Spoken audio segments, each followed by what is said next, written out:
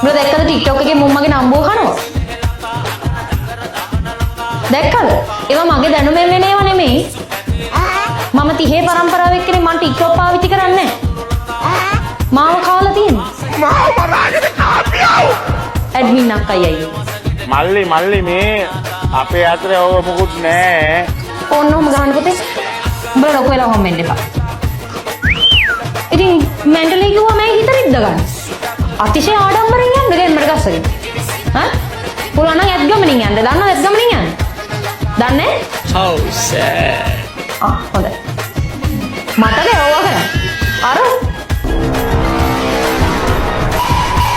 ඊට පස්සේ ඔයා දානවා.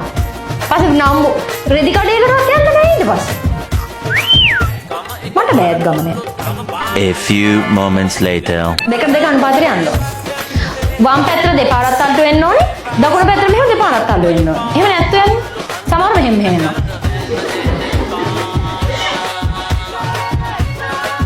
සමහර යන මෙහෙම යනවා. ඕනේ. ඔහොම යනවා.